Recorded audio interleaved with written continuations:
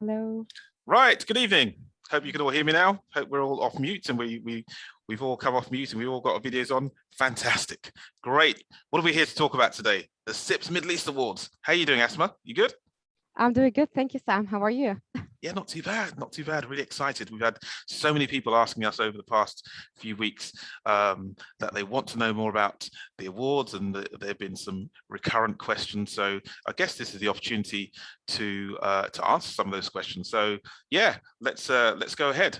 Anything you want to add, Asma? Yes. First of all, thank you all for attending the live webinar today. And as Sam stated, that we're going to talk about CIPS award for 2022.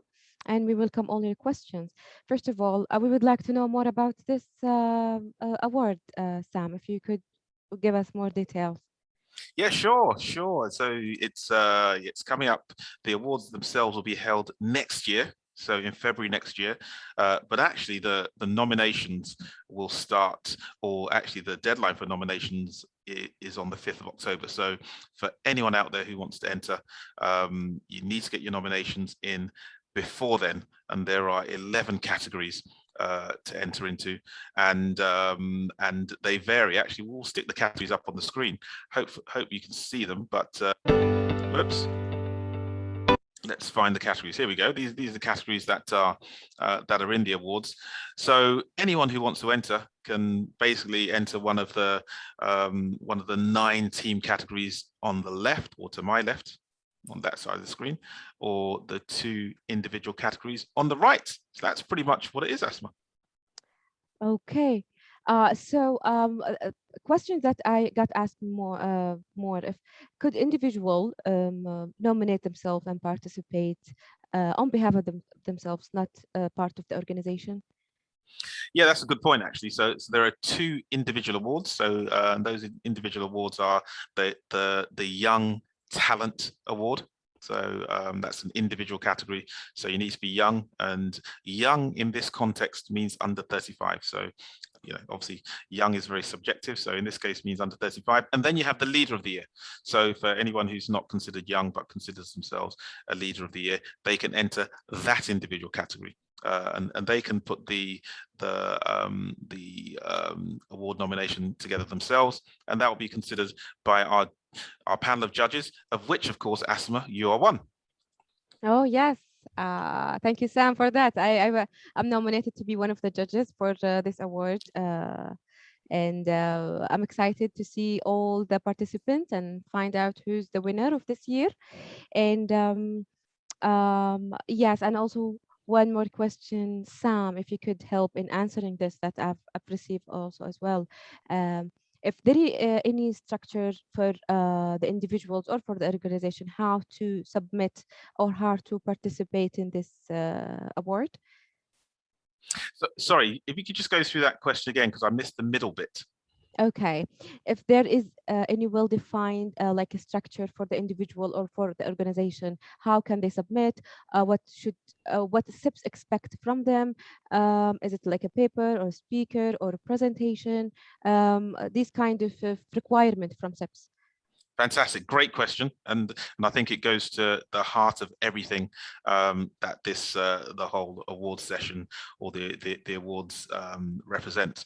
So yeah, so as you can see, there are 9 categories, which you can see on the left hand side of the screen, or your right hand side, whichever way you're facing. So if somebody wants to enter, there are entry guidelines which are contained within our website. So that's cipsmenawards.com, and they give precise details of how to enter. So that gives you details of the word count, how many words you're allowed to use, the nature of attachments you're allowed to add to your submission, when you need to submit, and the portal to which you need to submit through.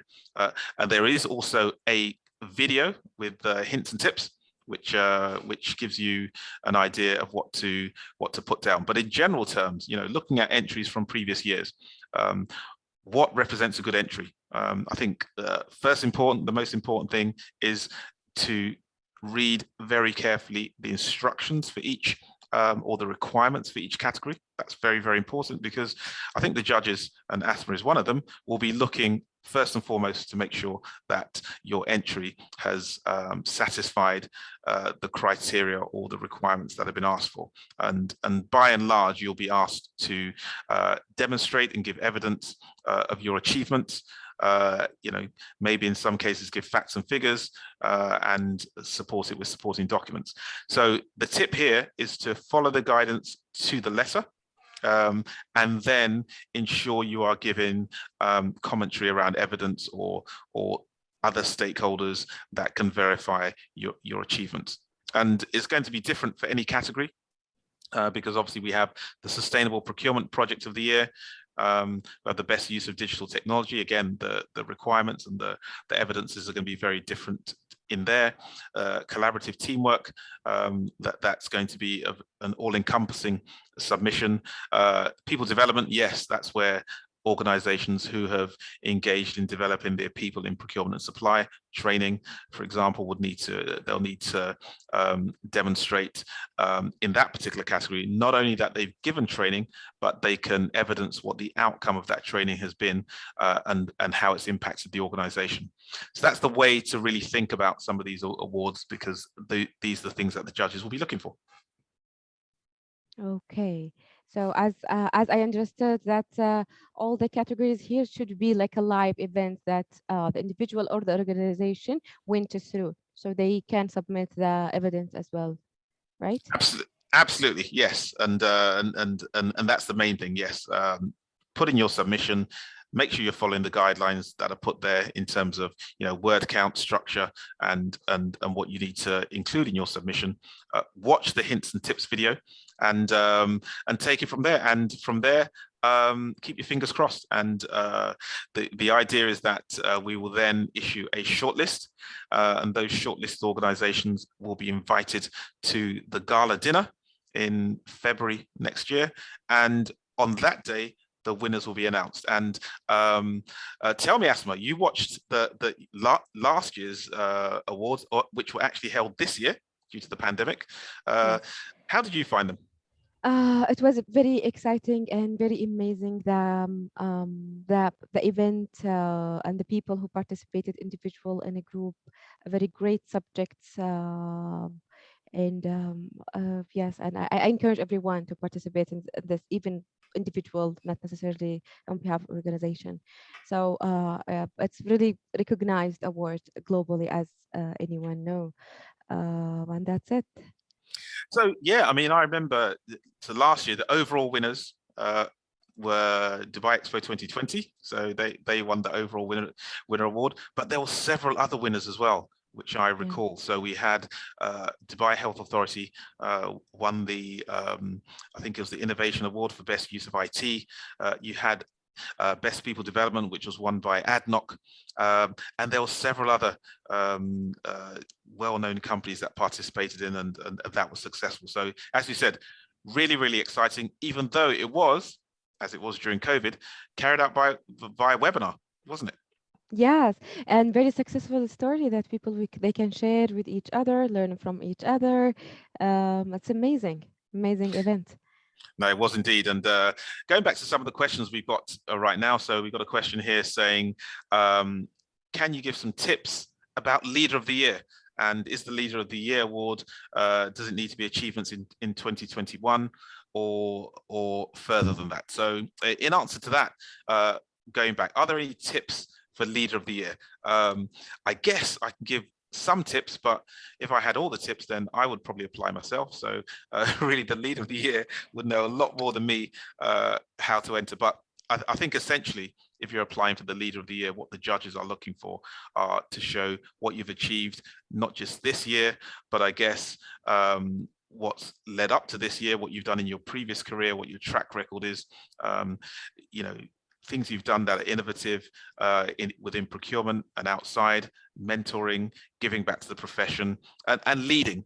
And I think as we're in, still in the midst of a very extraordinary period of time, i.e. the pandemic, probably, I guess, some leadership traits which have that have worked with your organization or helped your team to navigate the pandemic in a better way would probably stand out over and above other submissions. So I would say, in answer to the question that was posed, yes, a combination of your past and your track record of leadership, mixed with how you've navigated through the pandemic and what you're looking to in the future, as well as things that will stand out would be other validation of your leadership credentials. For example, if you do have, commendations or other people who have commended you on leadership aspects, that will stand you in good stead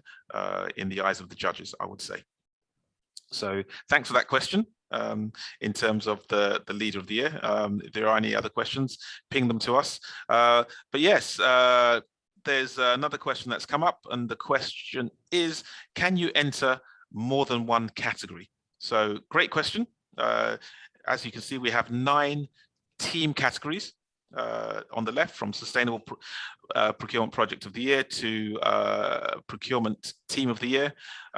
And actually at the bottom there, it says Procurement Team of the Year, small organization. There is another category, which is Procurement Team of the Year, large organization. So you do have both choices. So yes, you can indeed enter more than one category.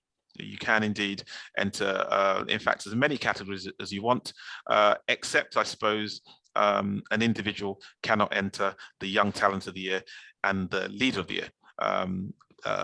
Actually, sorry, I'll take that back. If you are a young talent, then actually you can actually enter both the Young Talent and the Leader of the Year. You just can't do it the other way around. So that's the only restriction there. But certainly, yes, an organization can enter all of the 9 team awards, and an individual, if they're young talent, can enter both the Young Talent and the Leader of the Year. And somebody older than 35 can enter the Leader of the Year on an individual category perspective. Great, keep the questions coming. So the next question is this a virtual event? So last year, yes, it was a virtual event. Next year, all things being equal, it will be a live physical event held here in the UAE. It will be a dinner, a sit-down dinner, and will be carried out in the same way that previous events have been carried out. So, and of course, you'll be there, won't you, Asma? Yes, sure. I'm so excited to be there and meet everyone.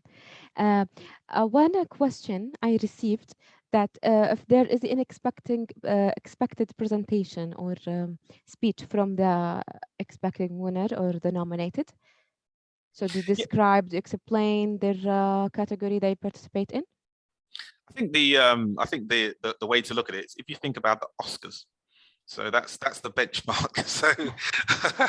So I guess there's no expected speech, but what will happen is you will be invited on stage.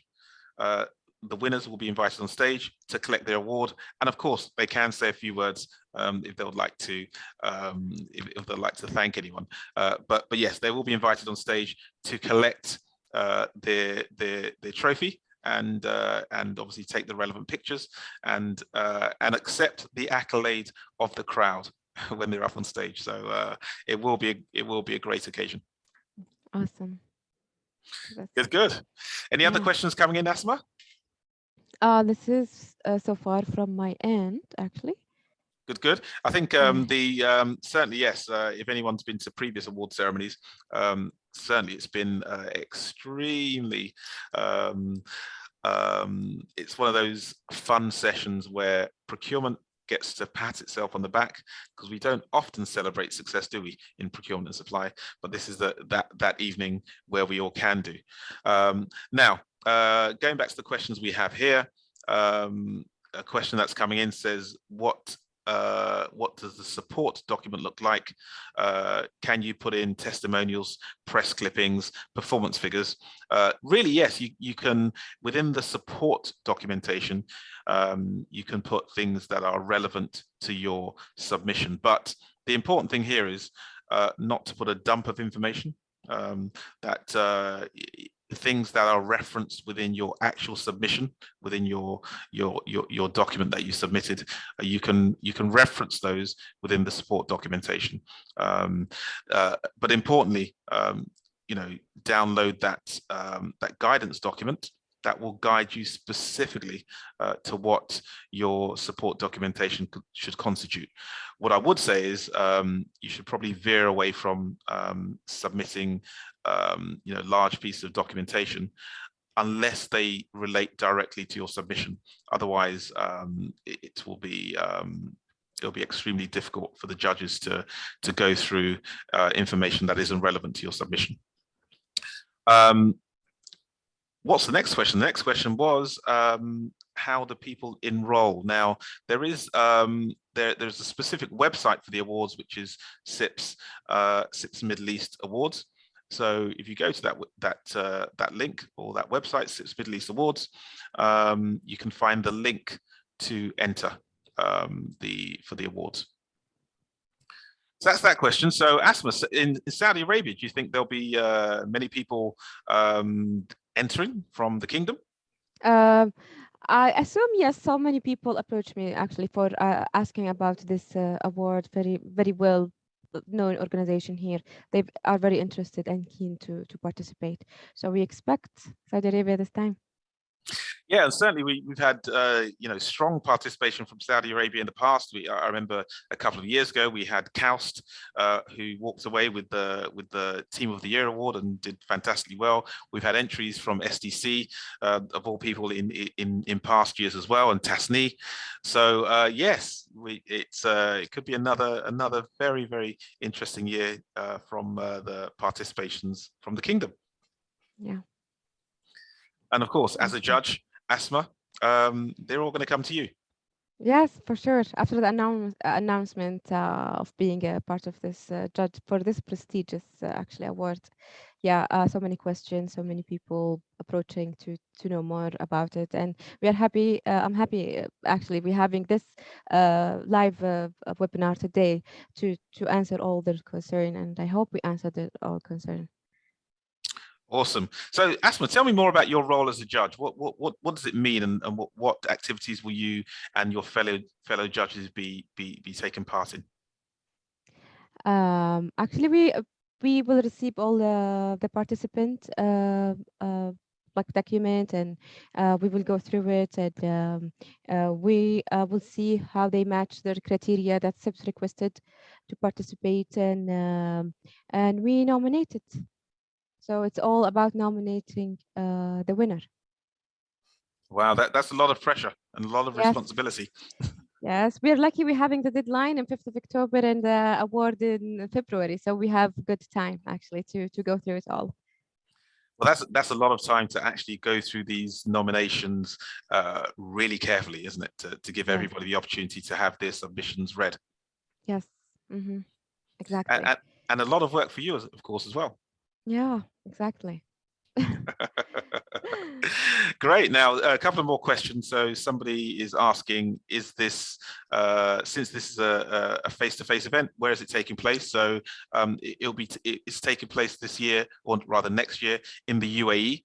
So full details of the location will be shared nearer the time.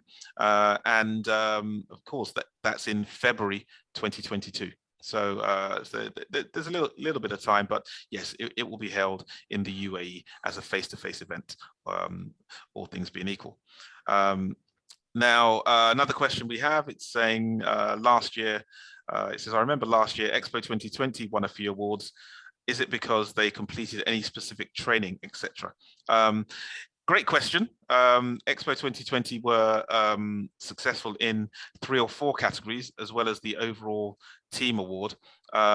So in answer to the question, is it because they completed any specific training? Well, if you talk about specific training, the training of staff would have been specific to the commitment to people development category. Which was actually won by ADNOC.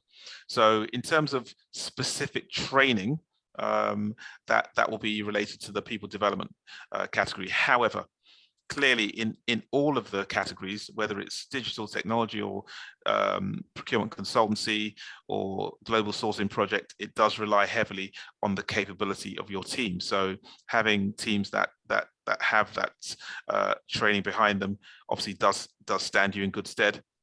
And I think from Expo 2020's experience as well, they were over the years able to demonstrate their commitment to procurement. I would imagine they already do have the CIPS Procurement Excellence Award, which was awarded a few years ago. So I'm sure that added to the weight of their submissions when they gave them. But it's not specific to training. Or certainly not training of staff. It would have been category specific. And as you can see on the left of my screen, the categories are, the first one relates to sustainable procurement, where people can demonstrate a sustainable procurement project they've undertaken. The next category talks about digital technology, so use of digital technology within procurement and supply. Collaborative teamwork is another category. Commitment to people development, how you've trained your staff and how you've maintained that. Public procurement projects, which relates to obviously government entities and projects within government procurement. Global sourcing project, one that goes across many boundaries and is wider than just across this region perhaps. Procurement consultancy projects, I think that's straightforward. So that's where procurement consultants can demonstrate projects that they've delivered on behalf of their clients and how successful they were. Most improved procurement process, probably for startups, procurement teams that have just been formed or procurement teams who have had a specific step change in how they operate. That category is for them. Risk mitigation, a very important category, especially in this COVID world, is another one. And then overall, a procurement team of the year.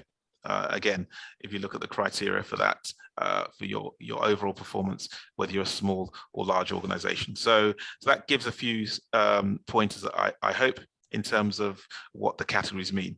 And of course, when you talk about the individual categories, you're talking about what you've done as an individual. And the only differentiation there is whether you're young or old. So I hope that gave an answer to that one. And the other question that slips in here was, where do we get our testimonials from? I think the answer is, if you are going to provide any testimonials, then they'll need to be relevant to the category you've entered. If it's a personal category and you are demonstrating certain things you've done to which other people can verify, then it will be those stakeholders or those individuals who you need to get testimonials from. So it's really category specific. Anything else you'd like to add, Asma? I just want you to be excited about this event. First time after the pandemic, we meet in person, participate, and I hope to see you in the winner list. Absolutely, and yeah, we're really excited to see as many people in person when we run the awards. And of course, it's one of those celebrations. So it's not necessarily a conference. We're just all there to celebrate success. And we wish everyone who's already entered the very, very best. And for anybody who's not entered, you have the opportunity to. So please do, and your entries will be considered by our judges. But apart from that, we really hope you enjoy the event when it's run. The deadline for submitting entries is on the screen. It's the 5th of October. So do your best to get your entries in, and we'll consider it then. So that's really what we'll cover today. If there's any other questions, feel free to contact us outside of this webinar session. But we're really excited now to get on with it. And Asma was really excited to receive all your entries so she can start judging. Yes. So brilliant. Okay, guys. So thanks for joining our live session, whether you joined via Zoom or via LinkedIn. We'll see you all soon. Take care and have a great evening. All the best. See ya. Over to you, Asma. Final words. Okay. Yes. See you and have a nice evening all. Bye. Take care.